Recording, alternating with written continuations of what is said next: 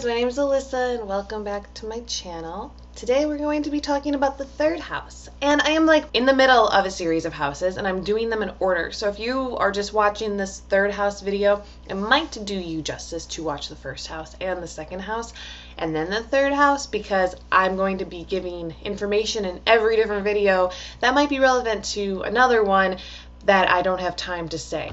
The third house gets a really bad rep. Like, it gets this rep that it's just a dumb, stupid house. And I don't know if you have your son in the third house and now you're like, what? I didn't know people called it a dumb, stupid house.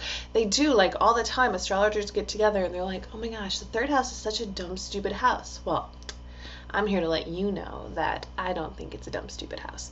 But I think what happens is that people don't understand it, because it's really hard for people to wrap their brains around meaningless things that mean a lot.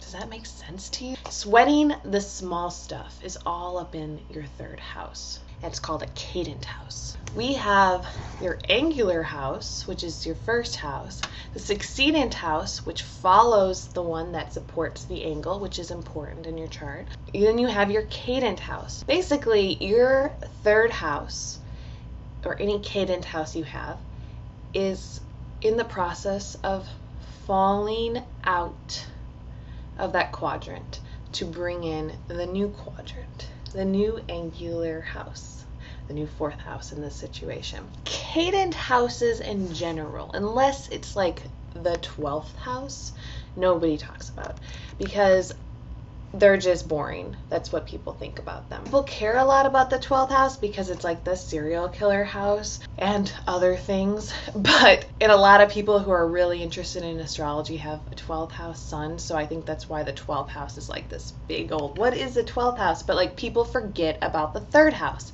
And it irritates me because it's just as not interesting as the 12th house. And even the 9th house.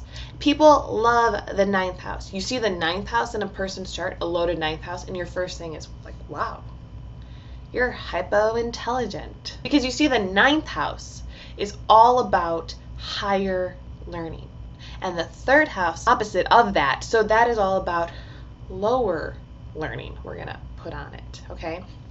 9th house, you're gonna travel long distances and you're gonna see the world and you're gonna talk about douchey things and you're just gonna be like sitting there with your cigarette and you're 35 talking about how you've owned this scarf for a good 40 years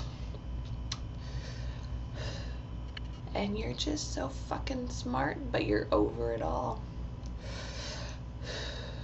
I love to travel. I got this tattoo of Hawaii on my ass because I just love traveling. I'm just one of those people who just has to see the world, you know? Just gotta culture myself. I'm just one of those people. I'm so interesting. And yet I'm boring everybody in the room. The third house is the opposite of that. The third house is the lower part of learning. You're talking about short trips, going from place to place. I'm gonna go to the zoo today. I'm gonna go see my dad because I live with my mom. I'm gonna just load myself up on the school bus. I'm gonna hang out with the kids outside the school bus. I'm gonna talk about nothing. I'm going to really complain every time Apple brings out a new iPhone. I'm gonna complain that people care about iPhones. I'm gonna laugh when you trip, because your third house is all about those things that you learn right after you learn your value.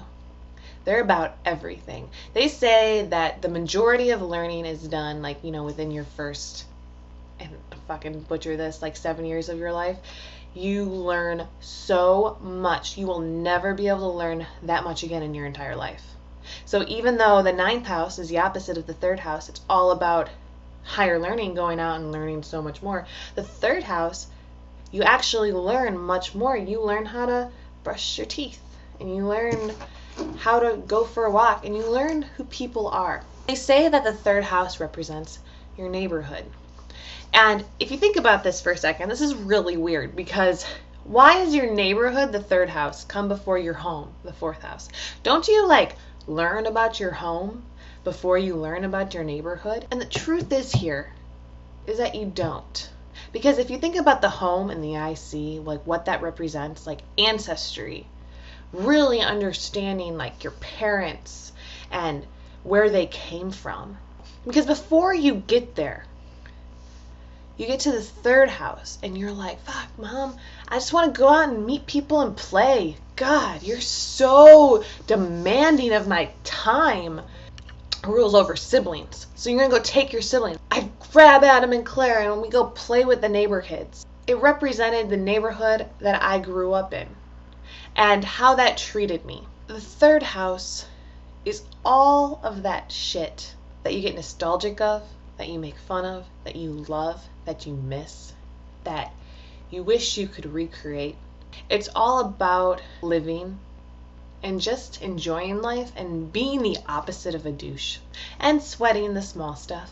I make fun of my mom because I'm just always telling her that, like, the more I call her, the more boring her conversations get. It's like she just reverts back into this third house of, yeah, went to the grocery store to get carrots, but then I saw that they had potatoes on sale, so I got potatoes too, so that I could make a stew. And then I realized, well, I wanted the carrots to dip in ranch, so I'm gonna have to get more carrots, and the carrots just weren't on sale, so I only got potatoes. And fuck, Mom, this is the most non-interesting thing I've ever heard in my life, but it really is important to you. That's the third house. You say you have the sun in the third house. Your sun is your ego, and that is where it is to stay. It's where your ego lies. It's about the equivalent to anyone who might have like a Gemini ascendant who possibly has Leo ruling over their third house, because Leo is also the ego. Having your ego there means there's a very strong connection to the place you grew up, or there's a very big need to be like the king of the dipshits. Leaving to go anywhere else in the world from where you were brought up, or to like live in a big city or something where nobody knows your name. All those things, they kind of sound exciting, but they also sound really, really annoying, because you want nothing more than to be the big fish in the little pond, because that feels good for you. It feeds into your ego. You need people who are near you to know your name. Your ego is identified by this neighborhood, by these people around you knowing you. And even if you leave your hometown, people tend to recreate their neighborhoods wherever they go. I have Gemini and Chiron in my third house. And Chiron is one of those things I'll have to talk about one day, but my Chiron's my wounded healer, so in the third house. Gemini's there, ruling the cusp of it, okay? I always grew up in the suburbs where they had good schools and where the friends would come out and we'd play hockey in the street. You know, like, that's my life. Like, so there's a need for me now that when I live in a neighborhood, I get irritated that I don't know my neighbors, but if they don't want to know me, then I don't want to know them either.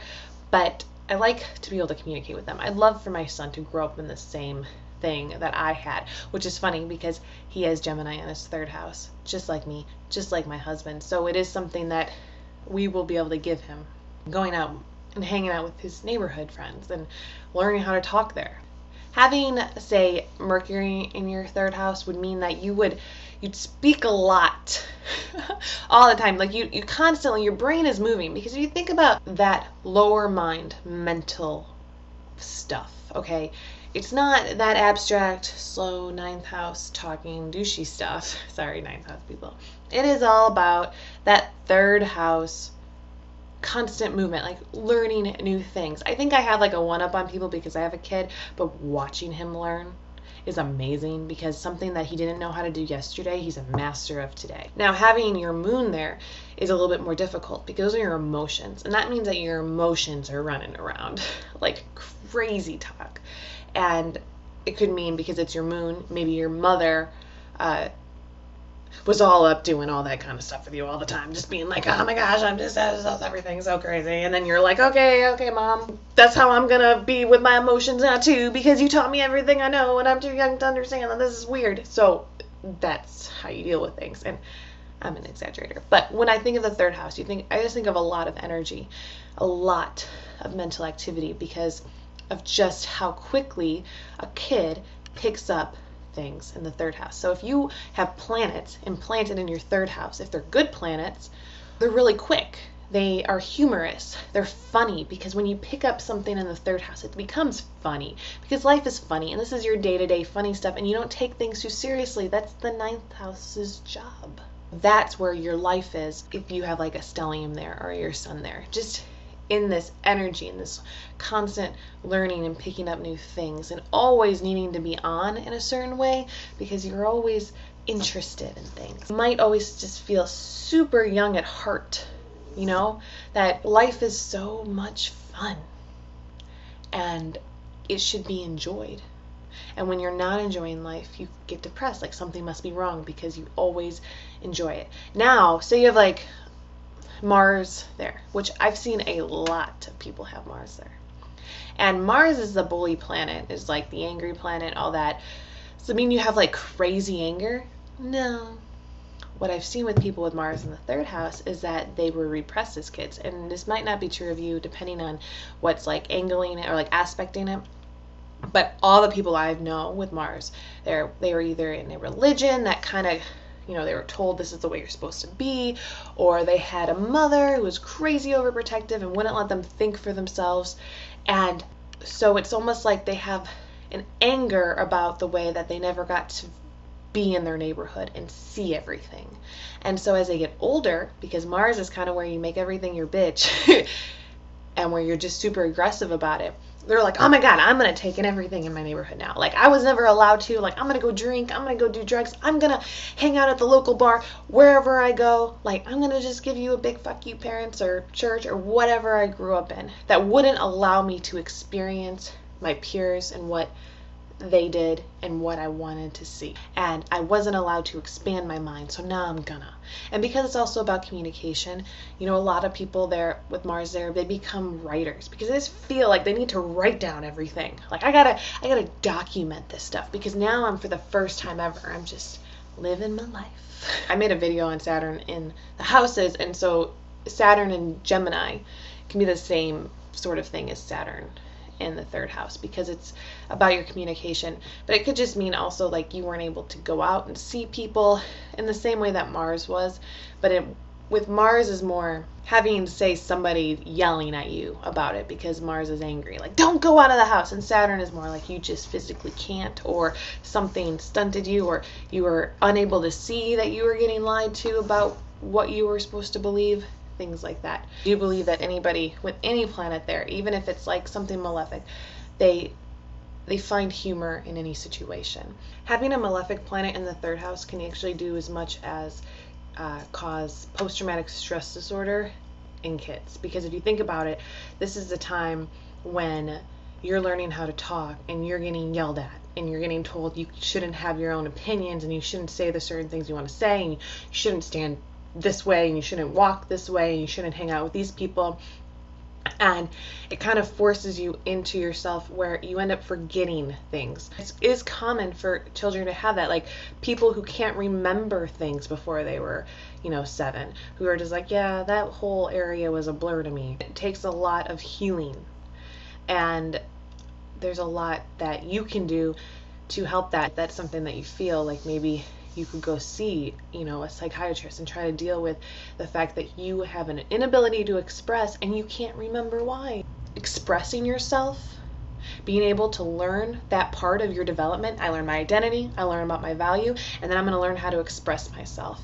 And that was just cut short because you couldn't get out.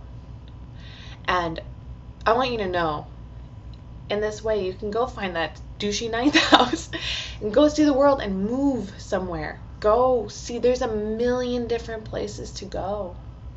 There's a million things to see. Yeah, we tend to go and find the same kind of issues, but you don't have to be confined by that. If you weren't taught to express yourself, learn how, because self-expression, humor, the ability to laugh and enjoy life is one of the most important things in life. And if so, maybe the most important, because maybe everything else in somebody's chart is like really shitty and like messed up, but their third house is just like an outlet. And you see those people and you're like, holy crap, they actually have bad lives. And they know how to laugh and they know how to learn. And they don't take one day for granted. And that's the third house. And that's why when you meet third house centric people who are happy in the third house, you just feel like a light turned on around you. You feel happy. And whenever you really engage your third house, you feel happy. You feel good. Honor your third house.